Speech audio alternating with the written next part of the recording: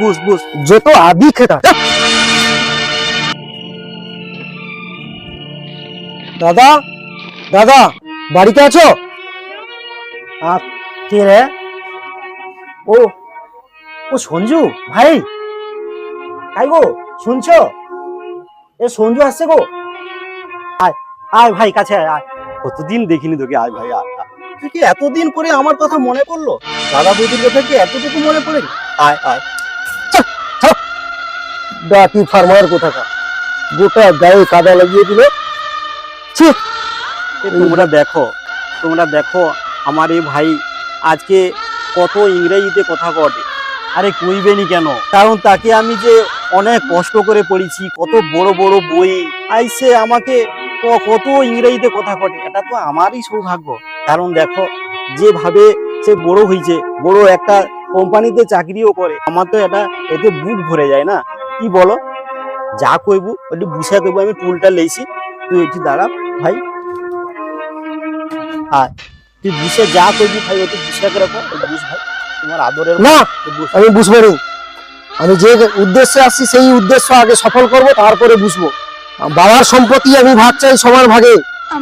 এতদিন পর্যন্ত তুমি আমার ঝাড়িয়ে খাইছো সমস্ত সম্পত্তি। আজকে আমি বুঝতে পারছি যে তোমার আসল উদ্দেশ্য কি ছিল। বাবার সমস্ত সম্পত্তি তুমি দখল করে খাবো ভাবতো। আমি সেটা হতে দিব না। আমার সম্পত্তি আমাকে তো বুঝি দাও, আর যদি নাই বুঝি তো তোমার ৭৬ হইল। আমি কথাটা রেডি, আইনি ব্যবস্থা নেব। পুলিশ আসবে, আইসা করে তবেই তোমাকে ঠিক রুল বাড়ির ঘা, তবেই তুমি আমার সম্পত্তি বুঝিয়ে দেবো। আগে আমার সম্পত্তি, বাবার সম্পত্তি সমান অংশ বুঝিয়ে দেবো আমাকে। বুঝতে নিয়ে চলে আসছি, আমি কোনো বুঝতে আসিনি। ও ভাই বুঝ, একটু বুঝ। আমি বুঝে আমি কইনি কি কষ্টে আমি তোকে মানুষ করেছি। যখন বাবা মা মারা যায় তুই তখন কত ছোট, তোকে আমি দিন রাত কত কোলে পিঠে করে মানুষ করেছি।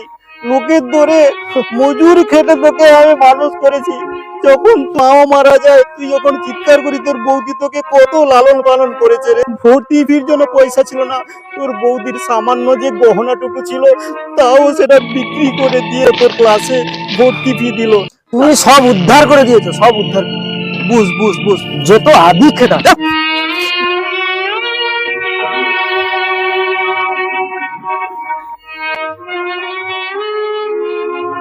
আমার মনের কথা আমি তোকে খুলে কইনি, এত কথা সব মনের কথা খুলে কইছি, তাও তুই আমাকে আজকে এইভাবে করলো। তুই আমার সন্তান তুললো, আমার যা কিছু আছে আমার নিজের সন্তানটুকু আমরা লেনি, তোকে আমরা সন্তান রূপে মানুষ করছি ভাই। তুই এটি বুঝ, তোর কি ভাই সে কথা মনের কথা আমি আজ শুনবো ভাই। বুঝ, তোর সম্পত্তি জায়গা নেবো ভাই। আমি তোর সব কথা শুনবো ভাই। সম্পত্তি নিয়ে যা নিয়ে ভাই, আমার এইটুকু তো আমার সম্বল ছিল, পিতৃ ভিটাটুকু আছে, সেই পিতৃ ভিটাটুকু তুই সব কিছু বিক্রি করে নিয়ে চলে যাবো। তোকে আমার সন্তান রূপে দেখিনি রে ভাই। ভাই বল, আমি দেখ, আমি ভালোই তোকে বলছি। আমি পড়াশোনা করেছি, আমি মানুষের মতো মানুষ হয়েছি আমার নিজের যোগ্যতায়, তোর টাকা পয়সায় না। বাবার সম্পত্তি এতদিন পর্যন্ত তুই ভোগ দখল করেছিস। আমাকে আমার সম্পত্তি, আমি এখন বড় হয়েছি, বুঝতে শিখেছি, আমার ভালোটা আমি বুঝি। বাবার সম্পত্তি তুই আমাকে বুঝিয়ে দে, না হলে আমি কিন্তু তোর সঙ্গে আইনে দেখা হবে। কে মা কে বৌদি আমার জানা দরকার। আরে ভাই করেছে জানা দরকার, শেষটুকু আইনের আশ্রয় নেবো তুই ভাই। যা হয় আমার নিজেদের মধ্যে একটু সারিলে ভাই, তুই সম্পত্তি নেবো নিয়ে যা ভাই। আমরা গাছতলাতে গিয়ে বসবো, কিন্তু আইনের আশ্রয় নিই না রে ভাই। তোমরা দেখো ভাই, যে আইনের আশ্রয় নেবে আমার ভাইটা, জানো তো আমার এই স্নেহের ভাইটা আইনের আশ্রয় নেবে। ভাই রে, তুই আইনের আশ্রয়টুকু নে না, আমার গাছতলায় গিয়ে বসবো, ঠিক আছে? তুই আইনের আশ্রয় নিই না রে ভাই, নি না রে ভাই।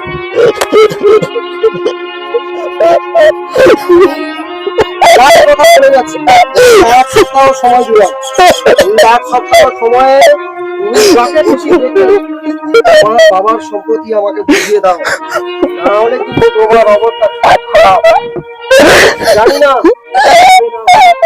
ঘুরে দিয়ে গেলাম, এটা মনে রেখো। বাবার সম্পত্তির ভাগ আমি কোথায়